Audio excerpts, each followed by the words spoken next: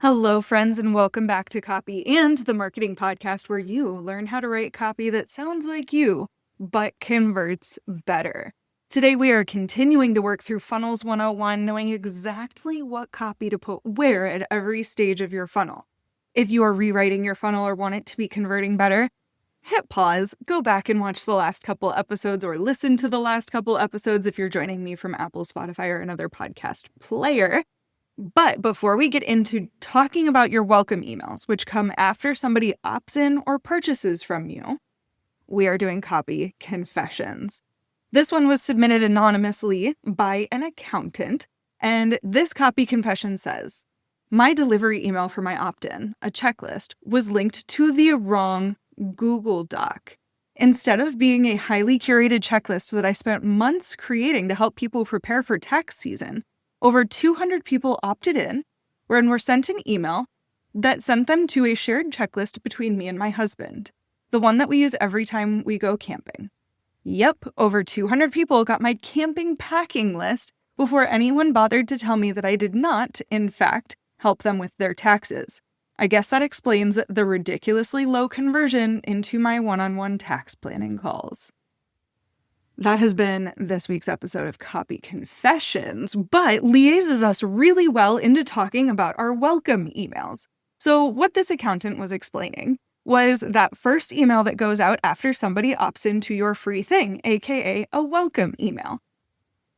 Typically, these are a huge opportunity to start selling to your list. And no, we do not like to propose on the first date. However, I have a unique philosophy about your welcome sequence and believe that yes, you should be selling, and no, it should not feel like sales when you first introduce yourself to somebody in the welcome emails. So I'm going to jump in and tell you what I would put in your first couple of welcome emails. However, if you're writing these, you can go to the link down in the show notes for the welcome emails copy bot, and for less than $35, I will write a sales psychology backed email, actually the first 2 emails in your welcome sequence that are designed to help you start converting your new subscribers right away. So let's dig in. Welcome emails. If you were to ask 100 different people, specifically 100 different copywriters, what should go in your welcome emails, you would hear 100 different things. What I want you to understand is that you should always do what feels right and is on brand for you. What feels right might feel a little stretchy. It might feel a little bit uncomfortable, but you need to be your complete self in your business because people trust you. People want to work with you specifically and your business. So I want you to do what's right because when you're doing what feels in alignment for you, your business is going to thrive and it's going to be way more fun for you to run. But as a sales copywriter who wants to see your emails and your funnels converting, we're going to talk about what you've probably been told and what I would recommend. So back when I first started copywriting, this was back in 2019, I was coming off of a sales career and a marketing degree, and I would hear advice that anywhere from 5 to 16 emails to even a full year-long welcome sequence basically had the job of introducing you and your offers and pushing people to purchase from you at some point. I still have a template on my website with, I believe it's 8 welcome sequence emails, and that'll be in the show notes if that's your speed. However, the marketing environment has changed a lot in the last 7 years. In fact, most online business owners that I know now weren't in business 7 years ago. And our buyers are behaving completely differently. We are in a different economy. We are in a different ecosystem than we were 7 years ago. So what I know now is this. Let's talk about the data. The very first email that you send will probably have between a 90 and 95% open rate. That means when somebody downloads your freebie, 9 out of 10 people are going to go open that email. Why would somebody choose to download something? Why would somebody put their email in and not go open it? I don't know. But we're not going to concern ourselves with that 1 person out of 10 who didn't open your email. We're talking about the 9 who did. You will have a 90% open rate of your delivery email, the very first welcome email that you send. After that, each email's open rate will drop off by about 8 to 12%, so call it 10%, and then stagnate depending on your audience size and how you interact with your email list between 40 to 60% for an average open rate for the rest of forever. So that first email is going to get 90% open rate. Second email is going to be closer to 80, then 70, then 60, and it's probably going to stagnate somewhere around there. If that is true, and it has been true for myself and my clients historically, why wouldn't you use those initial emails to get your offers and make those offers immediately? Would you rather have 90% of people see what your offer is or 50? The answer should be obvious. However, we don't want to, like I mentioned, propose on the first date. We're not here to make it awkward. So, what goes in those emails so that we can educate people and put our offers in front of them so that they don't think that we are some person who gave them something for free online, but rather somebody who has a unique set of skills that can help them achieve the solution that they're looking for. In the first email, I want you to deliver the thing that you promised and tell them the next step. This is huge in sales psychology. It's called open loop marketing, or creating an open loop. This is called open loop marketing. And what we're doing is we are simply giving them the next step. We are making it seem like they have not completed what they need to achieve their goals. So if they downloaded your thing so that they know what to do next in their design, or so that they have a checklist before they can do their taxes, that's great. What do you know is the next step of what they will need to do to accomplish their bigger goal of getting good at design or finishing their taxes in these two examples? So your job then is to tell them what to do next. So you say, great, here's your checklist. However, your next step to do the bigger goal is going to be this. And here is the best way to achieve that. That is you positioning your paid offer as the next step, the very natural next step.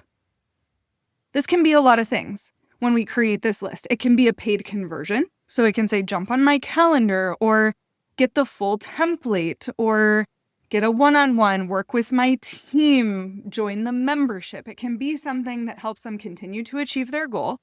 You could also request a reply, which is going to help with your open rates and conversion rates down the road, but you must get them to click or engage in that first email. Next week, I'm going to talk about nurture and ongoing emails. And a few weeks from now, I'm going to talk about deliverability in your emails. But what I need you to know about email delivery is this.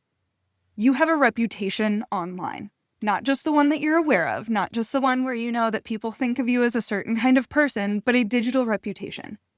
And if you are sending emails that don't get opened and don't get clicked, you are signaling to the algorithm that you are not trustworthy. You're decreasing your reputation, which means your emails down the road have a higher chance of getting flagged.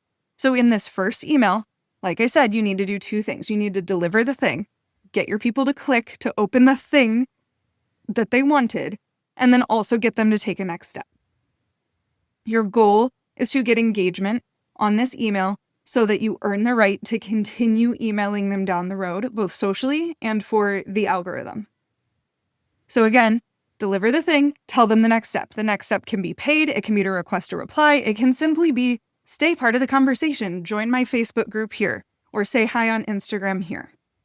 Ultimately, the goal of that first email is to increase your authority with them and your engagement for the magical internet bots.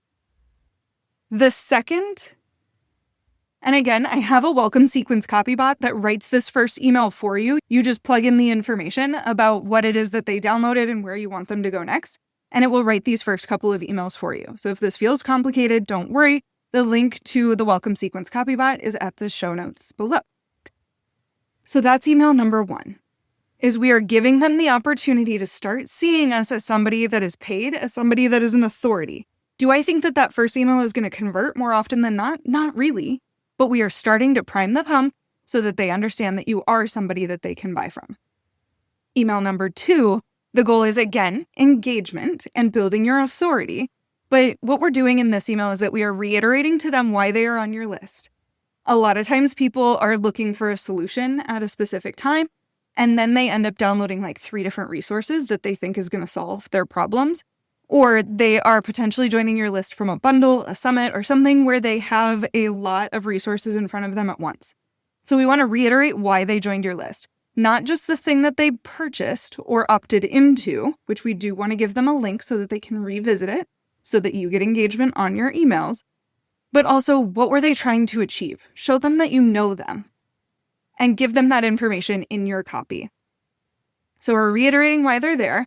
And then the next step is that we are providing value by telling them the next steps that they can take to achieve the goal that you have already stated. So this might be, remember, downloading the freebie is just the first step. You also need this other thing to get the transformation that you're looking for. You can grab it for 50% off here, as this coupon code is only valuable for the rest of the week. This could be something like an order bump, which is what we mentioned in the last episode, in episode 24, where we talked about checkout pages. You could re-mention your order bump. You could mention a tripwire, or you can help them further with the thing that they already downloaded. So remember, they downloaded a freebie or they purchased something small. You are reminding them of what that was and giving them access to it. And then you have the opportunity to either continue to sell to them or provide value by helping them use the thing that they already got. So some clever ways that I like to see people use to help them get more value out of what they've already downloaded are videos that make you very real, where you can walk them through that resource and help them take the first step in using that resource. You could do a video walkthrough of the resource. You could give them a small opportunity to get on your calendar and talk about that resource or receiving the transformation. So we've got opportunities to send them to blog posts, to videos, to your social, to working with you and paying you, to working with you in a free capacity. There's a lot of opportunity here in this second email to really show people how you work is the goal. So we are helping them engage with your emails. We are giving them things to click. We are reminding them that you are uniquely positioned to help them achieve a solution. So that's email 1 and 2, is getting people to click your email and download the thing and start receiving value from you so that they align you with the solution to their problems. You are helping them before they ever pay you so that you become the natural person to pay when they are ready. Your first 2 emails are probably the most important as far as positioning yourself as an authority and also making sure that your emails don't get flagged. Email number 3 is where I typically recommend that my clients introduce themselves. I do have this in the template that's on my website, which is again linked below. But where I see people go wrong with introducing themselves is they say, I, me, I've always wanted to do this. This is why I'm amazing, etc. People are coming to you to be an authority. So you do need to make it about you, but only to the extent that it benefits them and their journey, especially in the emails. If you want to have a longer built out about you on your Instagram grid and in your website, that's great. But most people are only going to read the first couple hundred words of an email anyway, especially if they are new and it doesn't pertain to them. I often talk about email as if it's a party. And if somebody jumps up on a table at a party when they first arrive and start talking about themselves and why they're cool and why they're hot and where they got their outfit and thanks somebody for inviting them to the party and makes it all about them, it's weird. If somebody shows up to a party and shakes hands and listens to you and compliments your outfit and then says, yeah, and look at mine, it's got pockets, you're going to be way more likely to listen to them. So email is a party. Think about it like a party. Say, oh my gosh, I also have this experience, and then I took it a step further to become an authority, and now I can reach back and help you have a positive experience as well. That's how we want to see our introduction emails, and still not just talking about ourselves and how we can help, but saying, potentially, these are the 3 best ways for me to help you, and then align yourself with the solutions and with your offers in this email. Another way that I love to use the introduction email is to showcase your experience and how you help, and then survey your audience so that it stays a conversation, so that they are listening to you, but they're also contributing to the conversation. So you could ask them to self-segment depending on the types of people that you serve or the problems that you solve or the ways in which you deliver your solutions. So for example, you could say, I'm Sam and I help people at all parts of their business journey. Where are you at in your business journey? Are you newer to business and figuring it out? Are you established and growing, or are you somewhere in between?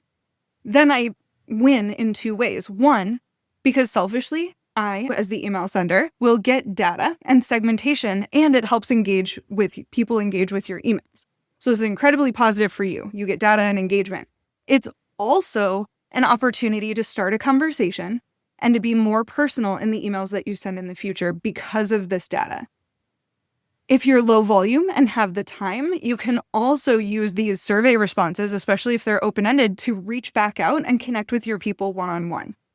So email number 3 is where you can introduce yourself. You can position your offers, or you could also use it to position a survey so that you get to know your audience better and engage with them more deeply in the future. The final email that I think that you need in your welcome sequence is to remind them of your other offers. This is you getting permission to tell them why they should work with you, not just what you offer. And you also have the opportunity here to send a hyper-segmented email based on their responses from the last email if you surveyed them based on if your survey lends to it. So remember, your first email is to deliver the thing and create an open loop so that they stay in your circle. The second email kind of monkey bars from that and gets them to click, reminds them of what they downloaded, and provides that next level of value, whether that is to position your offer or to help them walk through the thing that they've already downloaded. Email 3 gets super personal. This is where you introduce yourself and establish yourself as an authority and potentially gives them the opportunity to introduce themselves back to you with some sort of survey or response. And then email 4 is where you then frame up your offers. This can be based on the survey beforehand, or it can just be when you're feeling blank, this is the best way for you to go. If you need this, this is the best way for you to go. And just line up your offers so that you get all or some of your offers in front of the right people while there are still 60+% of people opening your emails. To recap, I have a lot of opinions on the welcome sequences, and some people are going to tell me that I'm wrong, and that's okay. This is just how I would do it if you were my client. Ultimately, I think you need to keep these emails relatively short. You don't meet somebody at a party and talk their ear off and have them walking away thinking you were great. No. Email is still a conversation, an open and an opportunity. In sales, we learned that you should only talk 20% of the time and be listening 80% of the time. That's the goal in all marketing. Be listening. Collect data. Give your people the opportunity to give you feedback. Also, it is okay to sell in your welcome emails. In fact, I think you're doing them a disservice if you don't sell in a welcome email and leave them hanging. If I were to walk into a spa and I was traveling or had forgotten my towel, and they said, "Welcome to the spa. These are all the pools that you get to go in. There's a steam room, but you need to sit on a towel." I would feel like they were doing me a disservice if they didn't say, "And you can rent one for $5. It's not because it's an upsell. It's because it is what is necessary for me to accomplish my goal of enjoying the spa, is that I need the towel. So they need to be doing me a service by selling to me. So you are doing people a disservice often if you don't sell to them, if you don't position yourself as the person who can help them accomplish their goals, and also helping them accomplish their goals while they're thinking about it. If you wait 5 or 7 emails in before you start selling, they might have already solved their problem, they might have decided that it's not that big of a problem anymore, or they have found somebody else who will do it quickly. So it's okay to sell in your welcome emails and to sell to them while you are getting the most eyeballs on your welcome sequence and while they are thinking about it. There's a lot of opportunity within your welcome sequence to start segmenting. Ultimately, I think you need at least 4 emails in your welcome sequence to go out every day or 2 after they have downloaded your thing to welcome them and showcase your authority. Next week, I'm going to talk to you about nurture emails and what to send when you have no idea what to send when you know that you need to be connecting with your email list. But for right now, your job is to go back and look at your welcome sequence. Open up a Google document and think about, what are you sending them after they opt in?